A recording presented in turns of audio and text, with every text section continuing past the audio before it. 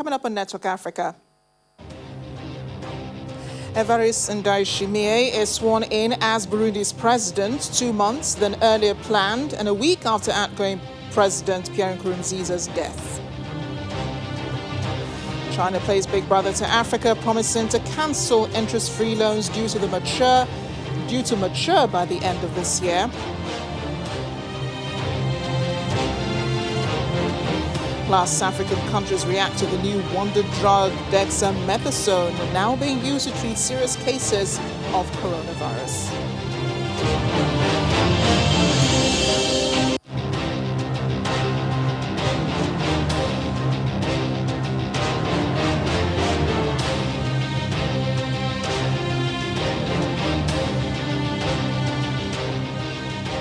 Everyone, and thanks for joining us on Network Africa. I'm Amarachi Ubani in Lagos. 52-year-old Evariste Ndayishimiye has been sworn in as Burundi's new president 2 months before schedule.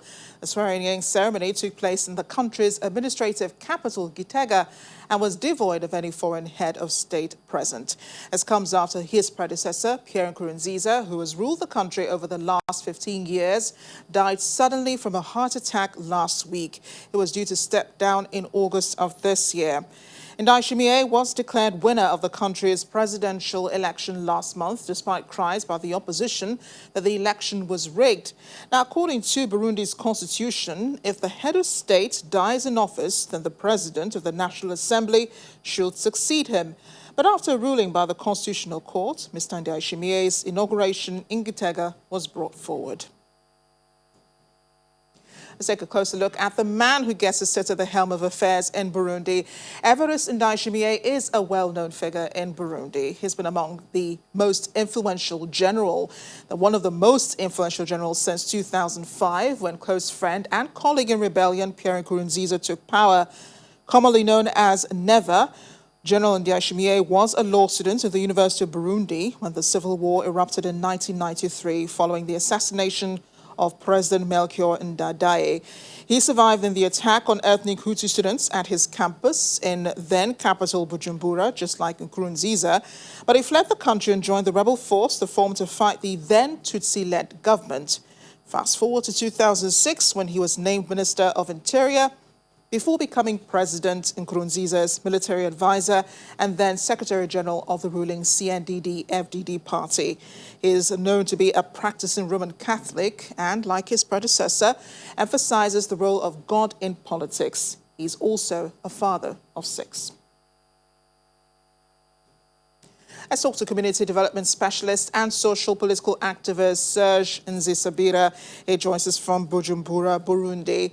Serge, thanks for joining us on the program. What has this day been like in Burundi, considering this is a ceremony devoid of the celebrations that would have accompanied it, and no international witnesses to what's going on, I suppose, because of the coronavirus? Thank you very much. Here in Bujumbura, the situation is okay, and the ceremonies started in the morning, and it ended this afternoon around 2 p.m. And I would say that according to what we've seen, there was no problem. There was no problem because actually, these are the internal organized events, and sometimes all the organizers and also those who are invited, whether they come or they don't come, the ceremony continue to going on. And but in this case here today, there was a former president from Tanzania, Kikwete, and the vice president of the Republic of Tanzania, Samia Suluhu, also was here, and the other representative of different head of states, such as the representative of DRC, Congo Brazzaville. There was also someone who represented the Republic of Kenya, and others, ambassadors. I saw the ambassador of European Union, the ambassador of France, and others. So I would say that the situation is okay, but I would say coronavirus also contributed to the absence of some of them, but the event went well. Yes.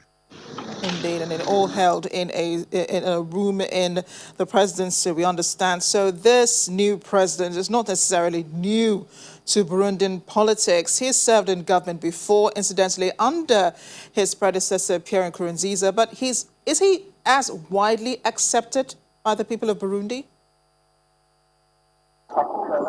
Exactly.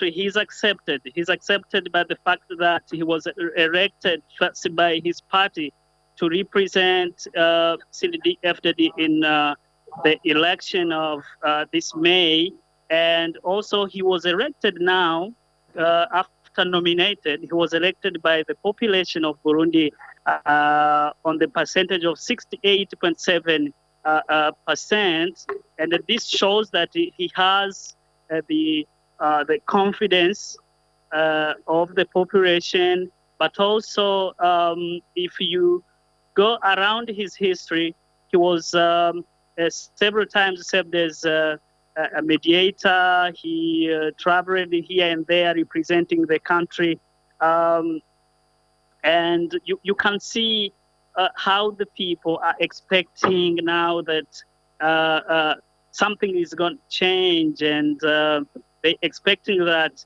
with the new president, now we are heading to exactly new Burundi, and with many expectations. And as he said in his speech, he will be the president not only of those who elected him, but also all Burundians, including oppositions and those who are not in the political parties. So I would say on that question, I would say that he is accepted widely in this country, not only in this country, because even in other countries. The former president of Tanzania spoke today during the ceremony and say that he knew Evariste Ndayishimiye during the negotiation of Arusha and in Dar es Salaam, and he was a good man, a man who is flexible, and I would say that he's accepted. He's accepted. Yeah. Serge, thanks a lot. Burundi needs all of the hope and expectations it can handle at this moment. Thanks again for joining us on Network Africa. Thank you very much. Hope is rising again in South Sudan as President Salva Kiir and his Vice President Riek Machar end a stalemate over the selection of governors for the country's 10 regional states. A formula for allocation of states between the political camps has been a sticking point of the transitional unity government formed in February, with both eyeing control over the oil-rich states. And on Wednesday, President Kiir and Mr. Machar met at State House in the capital, Juba, and struck a deal. A statement from the Minister of Presidential Affairs, Nial Deng Nial, said the states will be shared as follows, with President Kiir's camp taking over Northern Bahr el Ghazal State, Warrap State, Lake State, Central Equatorial State, which includes the capital, Juba, Eastern Equatorial State and Unity State, while Mr. Machar's camp taking over Western Bahr el Ghazal State, Western Equatorial State and the major oil-producing Upper Nile State. South Sudan Opposition Alliance, the SSOA, Jonglei State also. Staying with politics, the opposition in Mali has ignored President Ibrahim Keita's proposal for talks and instead called on the people to hold mass protests. On Tuesday, the president said he was prepared to hold talks with the opposition coalition as calls for his resignation grow over his handling of ethnic violence and a jihadist uprising in the north. One of the opposition leaders, Imam Mahmoud Diko, is heard telling local media the president is ignoring the demands of the people and with the protests he will understand. Speaking of protests, here in Nigeria, women in Imo State have been protesting rape and other forms of gender-based violence that have been on the rise in the country, calling for an end to the menace. Dressed in black, they marched through the streets of the capital city, holding placards with several inscriptions condemning the acts.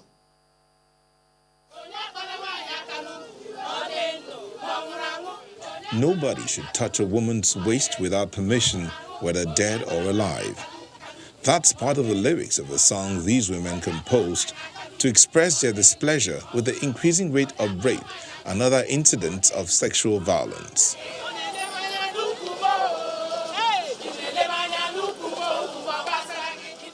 Their weapons, songs, placards, and their angry faces is a demand for an end to sexual violence in Imo State.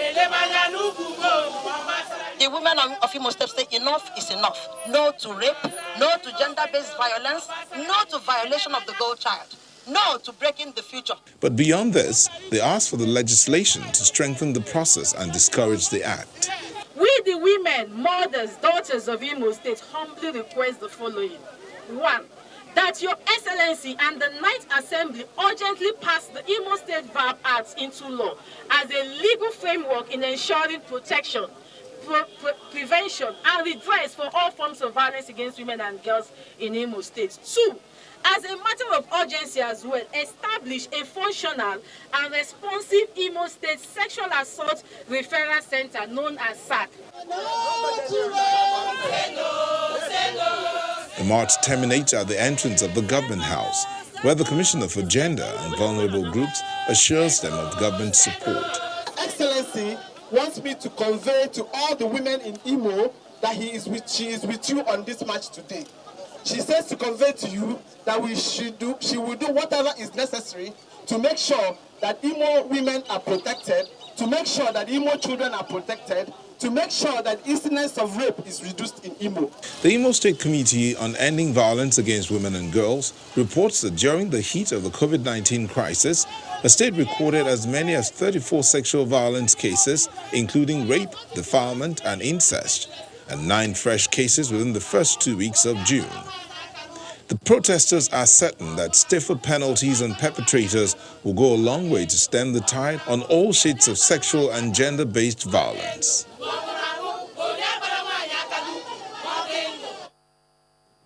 Let's switch gears now. What has been described as the greatest bank heist in South Africa appears to be coming to an end as 8 suspects arrested over the VBS mutual bank scandal appeared before a magistrate's court today. This relates to the sum of 2 billion rand stolen from the bank between 2015 and 2018. The suspects, said to be senior officials of the bank, were nabbed during a search and seizure operation by the country's Directorate for Priority Crime. It marks the first arrests in the VBS scandal after advocate Terry Motau and law firm Wexman, at the behest of the South Africa Reserve Bank, investigated what looked like a liquidity issue in 2018. The case is due back in court in October, and bail has been set at 100,000 rand each. The DPCI has been working in this matter since August 2018.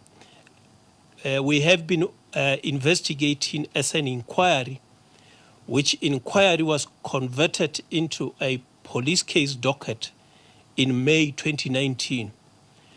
It investigated the conglomerate of offences with the guidance of the National Prosecuting Authority. Thus, it was decided to charge the suspects with 47 counts of various criminal offences.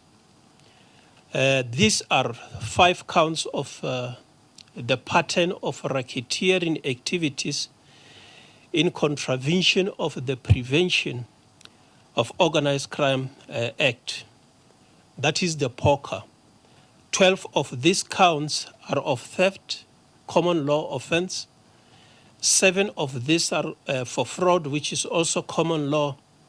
15 counts are corruption, that is in terms of the contravention of the Prevention and Combating of Corrupt Activities Act. 7 counts are of money laundering in terms of the POCA legislation. Still ahead on Network Africa. A Ugandan car maker is working with university engineers to build low-cost ventilators. Stay with us.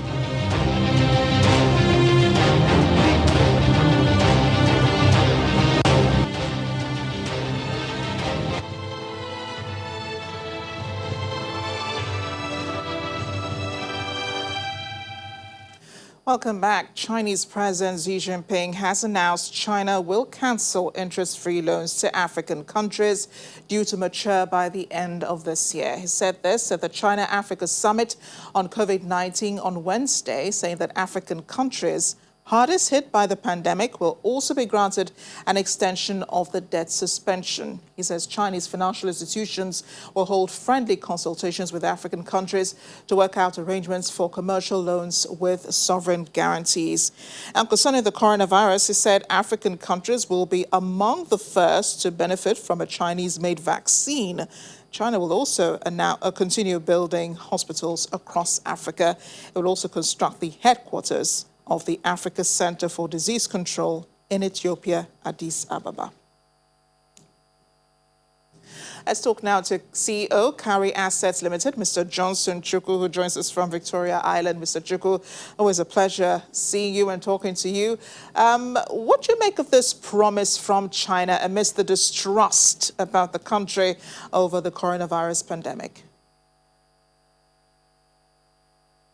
Thank you, Amaraji, for having me. I think what China is trying to do is to win back the souls in Africa. Of course, we are beginning to see a lot of concern in Africa that the loans that China has extended to Africa is beginning to be a burden. According to John Hopkins, between 2000 and 2017, China granted loans totaling about $143 billion to African countries. And a lot of these African countries are finding it difficult we are already finding it difficult to pay back before the COVID-19 pandemic. Now, unfortunately for China, the current health crisis originated from China. And then it has worsened the burden of African countries to meet their obligations to China. So China coming back to Africa to say, look, we're going to grant you some debt concessions, particularly interest payment, beyond the $2 billion they had already committed, which are basically, those are government-to-government loans. But to now bring in the private sector or commercial loans is, for me, it's a major relief, going to be a major relief to African countries. Because without the commercial loan relief, granting relief on the commercial loans, you are going to see defaults. And if those defaults come, China may not be in a morally strong position to enforce a recovery. And I think they are trying to guard against that by taking these measures to grant state guarantee to those commercial loans so that the commercial lenders from China can grant some level of forbearance, interest forbearance, and the extension of repayment to those African countries. Yeah, and this goes out to African countries, it says, that are hardest hit by the pandemic. Does Nigeria fall into this category? Unfortunately, we are not. We're not part of the 76 countries considered internationally highly very poor countries, IDA countries. We are not part of it. There are about 40 countries in Africa that belong to that group, but Nigeria does not belong to that group. And so we may not get the benefit of the loan estate, the concession based on the G20 agreement. But China prefers to adopt bilateral relationship in its negotiations and discussions or interaction with African countries. So I believe China is going beyond its commitment under the G20 group to grant loan concessions to the most indebted countries from May this year to December. So I want to believe that under that, going outside that G20 group, China may have to consider granting some level of also debt relief to Nigeria. Indeed, Mr. Chukwu, always a pleasure having you on any of our programs. Thanks again. My pleasure. A number of African countries have been reacting to the rave of the moment, which is the drug the scientists in the UK say is a breakthrough in the treatment of COVID-19. The drug Dexamethasone. South Africa says it's considering treating seriously ill COVID-19 patients with the drug, as administering dexamethasone intravenously for 10 days may be considered for COVID-19 patients who are on ventilator support.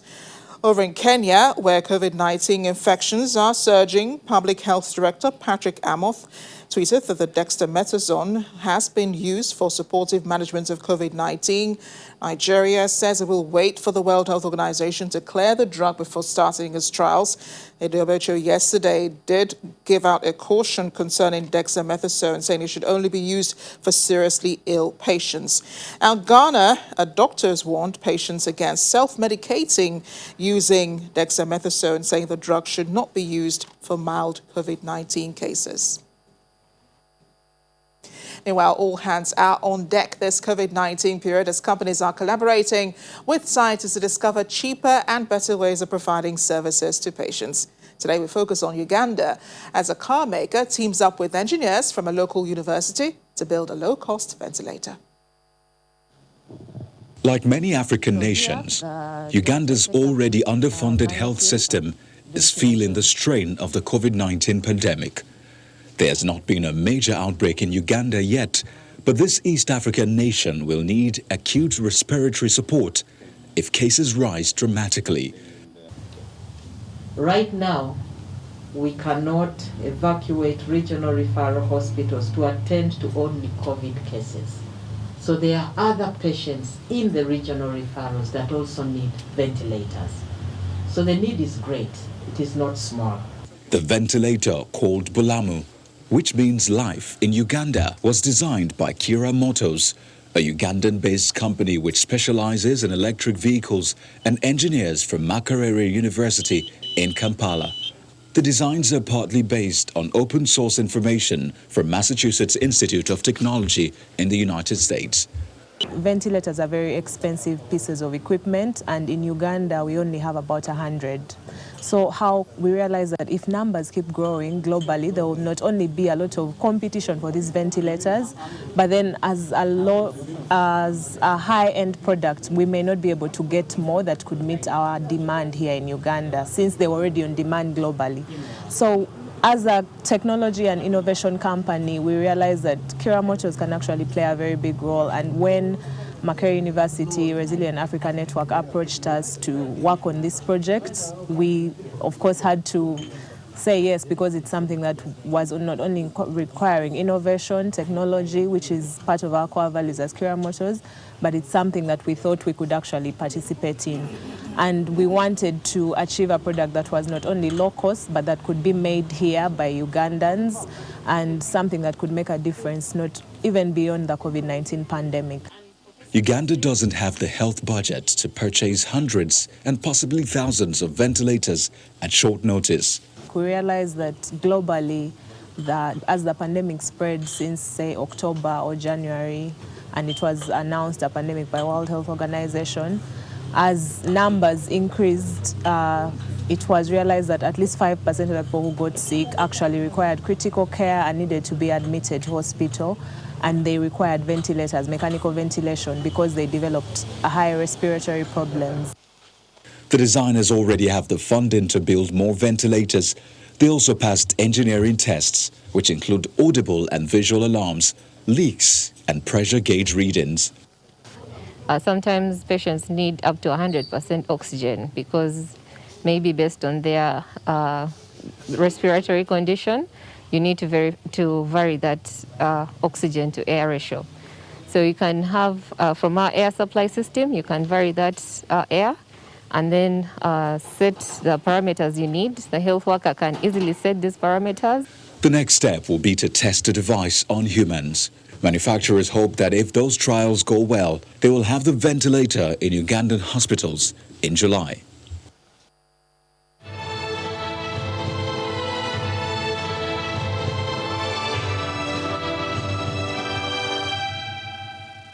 This is where we are, Network Africa. Thanks for watching. I'm Amarachi Ubani.